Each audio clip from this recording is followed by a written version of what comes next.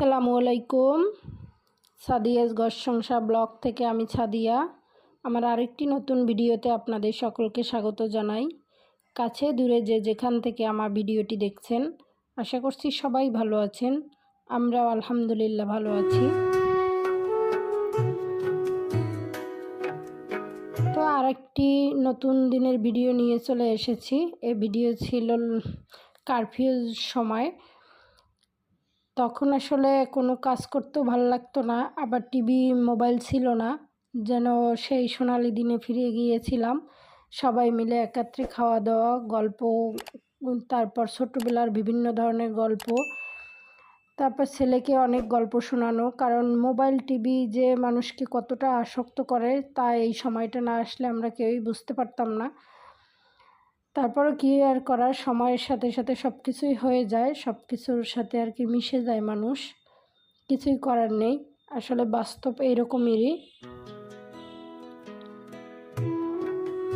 ওই দিনগুলো যে কিভাবে পার হয়েছে, আসলে একদিকে খারাপও লাগছিল আর একদিকে ভালোও লাগছিল। কারণ ভালো লাগছিল এই ভেবে যে সবাই মিলে একত্রে বসে ভাত খাওয়া, টিভি মোবাইল নেই, একত্রে বসে গল্প করা, বিভিন্ন ধরনের গল্প, তারপর একত্রে বসে গল্প করা, খাওয়া দাওয়া, আবার একত্রে শুইতে যাওয়া, অন্যরকম একটা অনুভূতি ছিল। আবার বাহিরের যে দৃশ্য বা বাহিরের যে প্রতিনিয়ত যে খারাপ খারাপ খবরগুলো আসতো, সেটা ভেবে খুব খারাপ লাগতো।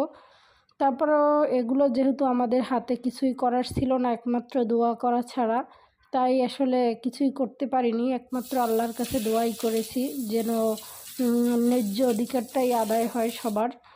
আর সেরকমই হয়েছে, কিন্তু মায়ের বুক অনেকগুলোই খালি হয়ে গিয়েছে। যাদের আসলে সন্তান মারা গিয়েছে বা শহীদ হয়েছে তারাই একমাত্র জানে এটার কষ্ট কী। আমরা তো আসলে দূর থেকে যতটুকু দেখেছি বা বুঝেছি, উপলব্ধি করতে পেরেছি, কিন্তু আসলে ওই কষ্টটা তো কারো নিতে পারিনি। যাই, অনেক কথাই বলে ফেলেছি। এই সকালবেলা নাস্তা রেডি করেছি। এখানে আমি পরোটা বানিয়েছিলাম, আর ফারহানের বাবা সুজির কথা বলছিল যে অনেক দিন ধরে সুজি খাওয়া হচ্ছে না, তাই আর কি যেহেতু পরোটা বানিয়েছি তাই আর কি সুজিও রান্না করেছি। এই দিয়ে ফারহানের বাবা নাস্তা করেছে, আমি একটু পরে করব, যেহেতু আমি একটু ডায়েট করতেছি আর কি। আমি সকালে অনেক কিছু খেয়েছি, চিয়া সিড, তারপর খেজুর, এগুলো খেয়ে তারপর পানি খেয়ে একটু সময় করব, তারপর আর কি খাবো। আর সে যেহেতু সকাল সকাল উঠে গিয়েছে, তাই আর কি তাকে নাস্তা দিয়েছি, সে নাস্তা খাবে। তারপর আমি ঘরের কাজকর্ম করতে চলে এসেছি। আমি অলরেডি নাস্তা করে ফেলেছি, সেটা আর ভিডিও করা হয়নি। এখানে আমি চোপার কাবারগুলো একটু গুছিয়ে নিচ্ছিলাম, কারণ যতবার এটা যে দিনের বেলা 2-3 বার করে আমার গুছাতে হয়। কারণ এখানে বসে ফারহান সারাক্ষণ আঁকাআঁকি করে, বা বাচ্চারা থাকলে যা হয় আর কি। সোফার কাভারটা গুছিয়ে এবার টান টান করে রাখলে দেখতেও ভালো লাগে। আসলে বসলে তো আর থাকে না, বসলে দেখা যায় যে এলোমেলো হয়ে যায়। আর যেহেতু টিভি দেখার ব্যবস্থা নেই, তাই তেমন একটা এলোমেলো হচ্ছে না। আর যখন টিভি ছিল এখানে বসে তো সারাক্ষণ টিভি দেখতো, তাই আর কি এলোমেলোটাও বেশি হতো। এখানে আমি রান্না করতে চলে এসেছি।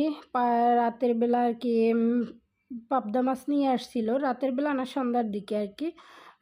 পাবদা মাছগুলো কাটতে যেহেতু বেশি একটা ঝামেলা নাই, তাই আর কি আমি হাতে কেটে নিচ্ছি আর কি, বুয়াকে দিয়ে কাটাচ্ছি না। আর মাছগুলো বেশ বড় বড় ছিল। আর পাবদা মাছ যখন রান্না করেছি আজকে, ফারহান তো বেশ খুশি, বলে বাবা তুমি সব সময় পাবদা মাছই কিনবা, আমার ছেলেটার অনেক বেশি পছন্দ হয়েছে। আর এখানে বেশ অনেকগুলো মাছই ছিল, তা মাছগুলো এভাবে করে আমি পরিষ্কার করে নিয়েছি। তবে সব একসাথে পরিষ্কার করে নিই, যেগুলো রান্না করব সেইগুলো এভাবে ঘষে নিয়েছি আর পরিষ্কার হয়ে গিয়েছে। আর এখন মোটামুটি 2-3টা ধোয়া দিয়ে একটু রেখে দিব, যেগুলো আর কি রান্না করব না। সব তো আর রান্না করা হবে না, অনেকগুলো মাছ যেহেতু। আর যেগুলো রান্না করব সেগুলো ভালো করে আর কি ঘষে পরিষ্কার করে নিয়েছি। আর পাবদা মাছ ভেজে না রান্না করলেই ভালো লাগে, এটা আসলে যদি কষিয়ে রান্না করা যায় খেতে কিন্তু অসাধারণ হয়। আর এখানে মিষ্টি কুমড়াগুলো ধুয়ে নিচ্ছি। মিষ্টি কুমড়াটা বেশ লাল ছিল এবং পাকা ছিল আর কি, খেতেও অনেক মজা হয়েছিল। চিংড়ি মাছ দিয়ে আর কি রান্না করব।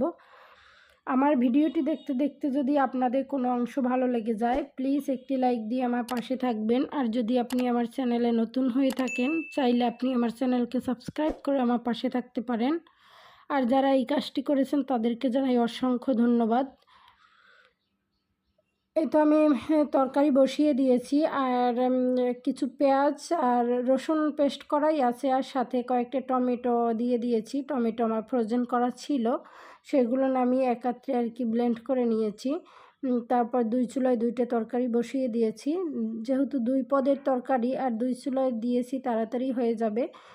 আর যেহেতু ফারহানের স্কুল নেই, তারপর বাইরে যাওয়ার কোনো প্যারা নেই, আর রান্নাটা একেবারে সকাল সকাল 10টা সাড়ে 10টার ভিতরেই কমপ্লিট করে ফেলি।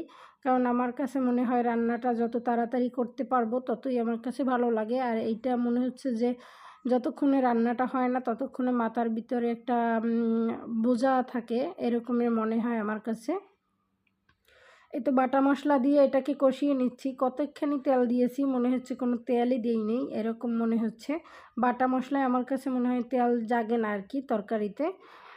তারপর কষিয়ে ভালো করে আর কি অল্প একটু ঝোল দিয়ে মাছগুলো দিয়ে দিচ্ছি। মাছগুলো খেতে অসম্ভব মজা হয়েছে। আর পাবদা মাছ ভেজে রান্না করলে তেমন একটা ভালো লাগে না, এভাবে রান্না করলেই ভালো লাগে। এই তো আমার রান্না প্রায় কমপ্লিট, পাবদা মাছ প্রায় হয়ে গিয়েছে। তারপরে মাছ উঠিয়ে তারপর ওই পাশের চুলায় ভাত বসিয়ে দিব, তাহলেই আমার রান্না করা কমপ্লিট হয়ে যাবে।